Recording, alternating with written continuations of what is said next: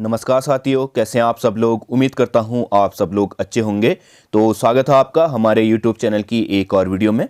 आज की वीडियो में हम बात करेंगे उत्तराखंड सामान्य ज्ञान प्रैक्टिस सेट की, जिसका है आज भाग 25। इसमें हम उत्तराखंड के बहुत ही महत्वपूर्ण सवालों की यहाँ पे चर्चा करेंगे, जो कि हमारी आने वाली सभी परीक्षाओं के लिए बहुत ही महत्वपूर्ण है। तो वीडियो को अंत तक जरूर देखना। तो चलिए वीडियो को शुरू करते हैं। तो आज की वीडियो का जो पहला सवाल है वह है उत्तराखंड का पहला अखबार द हिल्स कहाँ से प्रकाशित होता था। तो देखिए, जो यह प्रश्न है बहुत ही महत्वपूर्ण है और 5-6 तरीके से इसमें सवाल बनते हैं हमेशा ही। तो पहला तो क्या बन सकता है कि उत्तराखंड का पहला अखबार कौन सा है, तो कौन सा हो जाएगा हमारा द हिल्स। ठीक है। अगर इसकी बात करें कहाँ से प्रकाशित होता था, तो कहाँ से प्रकाशित होता था हमारा मसूरी देहरादून से। ठीक है, मसूरी से ये क्या होता था, प्रकाशित होता था। और अगर प्रकाशन वर्ष की बात करें कब प्रकाशित हुआ, ठीक है, इस तरीके से सवाल भी बन सकता है कि द हिल्स किस वर्ष प्रकाशित हुआ, तो 1842 में।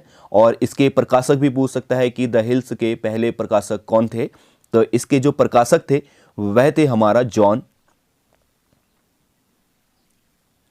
मैकिनन। ठीक है, जॉन मैकिनन द्वारा 1842 में मसूरी से उत्तराखंड का पहला जो अखबार है द हिल्स, इसको प्रकाशित किया गया था। और अगर इसकी कई बार इसकी भाषा भी पूछ देता है, तो इसकी जो भाषा थी वह किस भाषा में था, ये अंग्रेजी भाषा में। ठीक है, क्योंकि इस तरीके से भी सवाल पूछ सकता है कि उत्तराखंड का पहला गढ़वाली भाषा का क्या अखबार कौन सा था, तब हमारा द हिल्स नहीं आएगा। ठीक है, या फिर पूछ सकता है उत्तराखंड का पहला स्थानीय भाषा में प्रकाशित होने वाला अखबार कौन सा था, या फिर उत्तराखंड का पहला हिंदी भाषा का अखबार कौन सा था, तब हमारे कुछ और ऑप्शन होंगे।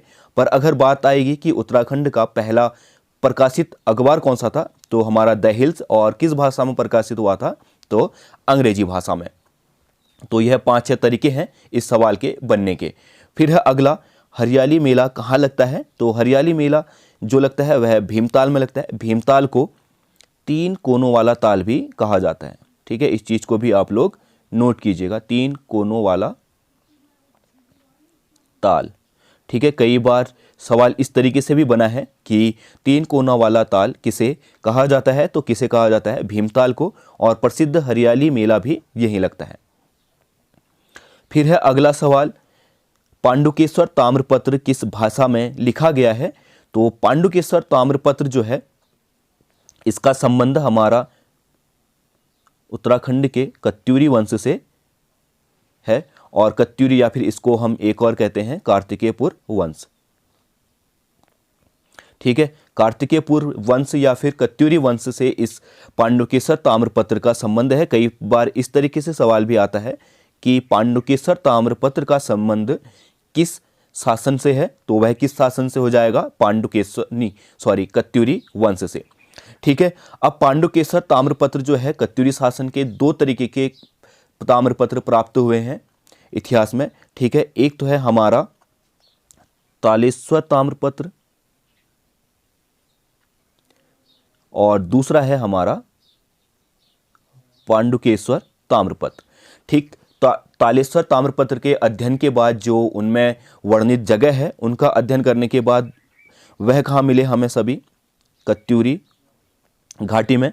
ठीक है, तालेश्वर ताम्रपत्र के में जितने भी जगहों का वर्णन किया गया है वह वर्तमान कत्यूर घाटी में स्थित है। और वैसे ही पांडुकेश्वर ताम्रपत्र में जितनी भी जगहों का वर्णन किया गया है वह वर्तमान अगर बात करें चमोली के जोशीमठ जिले को इंगित करते हैं। ठीक है, इस तरीके से सवाल भी आते हैं कि तालेश्वर ताम्रपत्र में किन स्थानों का वर्णन मिलता है, तो उसमें जो मुख्यतः स्थान थे वह कहाँ पे स्थित थे, कत्यूर घाटी में। ठीक है, कत्यूर घाटी में स्थित थे। और पांडुकेश्वर ताम्रपत्र में अध्ययन करने पर यह मिला कि जितने भी जगहें थी या जितने भी वर्णित जगह हैं वह कहाँ मिले, हमारा वर्तमान जोशीमठ के एरिया के आसपास। ठीक है, तो इन दोनों ताम्रपत्रों की जो लिखावट है वह किस भाषा में है, तो वह है संस्कृत भाषा में। यानी कि ऑप्शन डी क्या होगा, तीसरे सवाल का सही आंसर होगा। फिर है अगला सवाल, निम्न में से उत्तराखंड की सबसे हिट फिल्म कौन सी है। देखिए उत्तराखंडी की सबसे हिट फिल्म जो थी वह है हमारी घर जमें, यानी कि ऑप्शन डी क्या है, सही है। घर जमें का जो मूवी रिलीज हुई थी यह हुई थी 1986 में, और इसके जो डायरेक्टर या निर्माता थे, ठीक है, वह कौन थे, हमारा विश्वेश्वर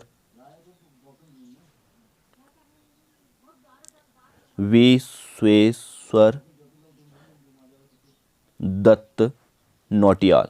ठीक है, इस चीज को आप लोग नोट कीजिएगा। विश्वेश्वर दत्त नौटियाल क्या थे, इसके निर्माता या डायरेक्टर थे।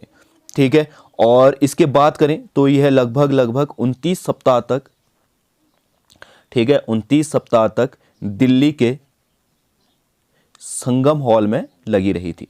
ठीक है, बहुत ही मतलब लगभग 1.5 महीने से ज़्यादा ये क्या रही, दिल्ली के संगम हॉल में लगी रही, और सब उत्तराखंड की क्या है, सबसे हिट फिल्म है आज तक की। ठीक है, तो वह कौन सी है, हमारा घर जवे। अगर जगवाल की बात करें तो जगवाल क्या है, उत्तराखंड की पहली मूवी है। ठीक है, और किस भाषा में है ये, हमारा गढ़वाली भाषा में। ठीक है, घर जमे भी क्या है, हमारी गढ़वाली ही मूवी है। और मेघा आ क्या है, हमारी कुमाऊनी भाषा की पहली मूवी है। ठीक है, पहली फिल्म कौन सी है, कुमाऊनी भाषा की, हमारा मेघा आ। ठीक, ये 3-4 पॉइंट भी इस सवाल से हमारे बनते हैं। फिर है देवता घिरना नृत्य किसको कहा जाता है, तो देवता घिरना या घरना नृत्य कहा जाता है हमारा रणभूत नृत्य को, यानी कि ऑप्शन डी यहाँ पे क्या होगा, सही होगा। ठीक है, अब रणभूत नृत्य हमारा जो है कहाँ किया जाता है, गढ़वाल क्षेत्र में किया जाता है।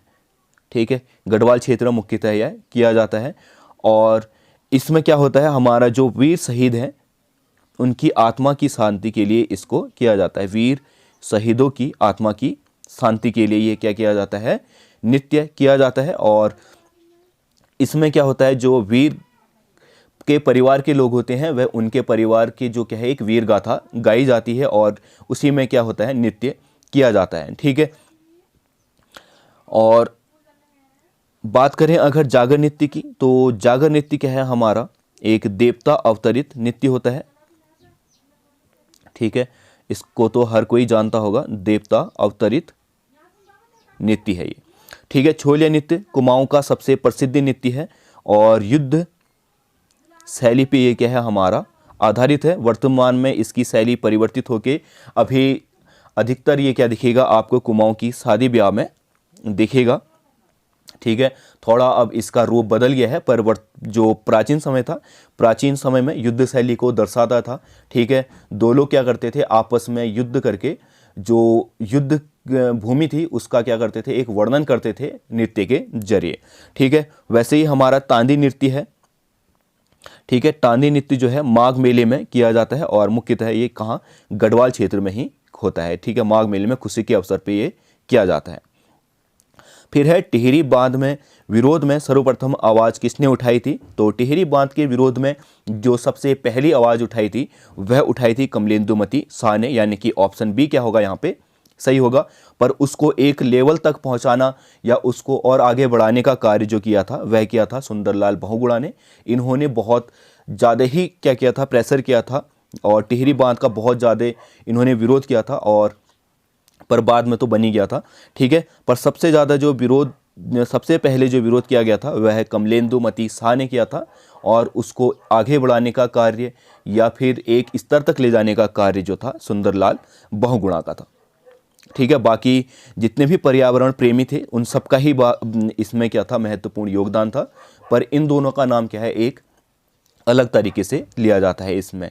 ठीक है, फिर है अगला, रोटी सूची प्रथा किस गढ़वाल शासक ने प्रारंभ की थी, तो रोटी सूची जो प्रथा थी वह महिपति शाह ने शुरू की थी, और महिपति शाह श्याम शाह के बाद क्या थे, बनने वाले शासक थे। ये श्याम शाह के क्या थे, चाचा थे। ठीक है, श्याम शाह की कोई औलाद ना होने के कारण उनके चाचा महिपति शाह जो है गढ़वाल के शासक बने पवार वंश के। और एक पॉइंट और है कि सबसे अधिक उम्र में ये क्या बने थे, लगभग 48 वर्ष में ये राजा बने थे। ठीक है, 48 वर्ष में सबसे ज़्यादा सर्वाधिक उम्र में ये क्या बने, हमारा राजा बने, और इनने गर्भ भंजन की उपाधि क्या की थी, धारण की थी। देखिए, गर्भभंजन और गर्भभंजक दो उपाधियां हैं। गर्भभंजक की जो उपाधि थी वह माधो सिंह भंडारी ने को दी थी, इन्होंने ही दी थी। ठीक है, माधो सिंह भंडारी को महपति शाह ने किसकी उपाधि दी थी, गर्भभंजक की, और इन्होंने गर्भभंजन, ठीक है, भंजन की उपाधि खुद ली थी। ठीक है, तो यह महपति शाह से क्या है, कुछ बहुत ही महत्वपूर्ण पॉइंट है। फिर है अगला सवाल, बगवाल मेले के पाषाण युद्ध के बारे में जिम कॉर्बेट ने अपनी किस पुस्तक में लिखा है। तो जिम कॉर्बेट द्वारा अपनी पुस्तक में बगवाल मेला, देवीधुरा का प्रसिद्ध बगवाल मेला या कि पत्थरों का मेला, पाषाण मेला, जो हमारा मेले जो क्या है, हमारा राखी के दिन होता है।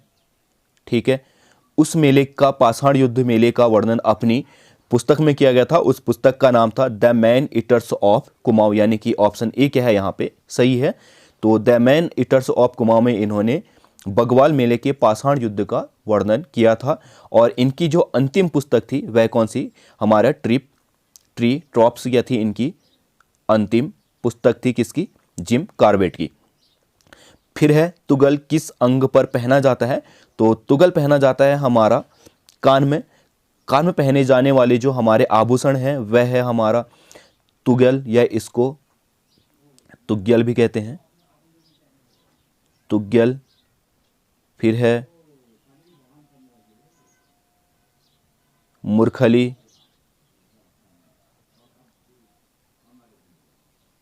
बाली,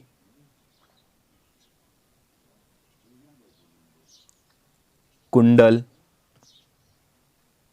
कर्णफूल,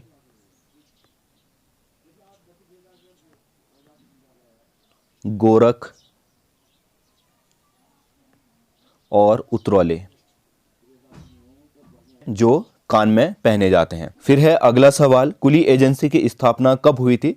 तो कुली एजेंसी की जो स्थापना हुई थी वह हुई थी 1908 में, और इसके संस्थापक थे जोसिंग नेगी।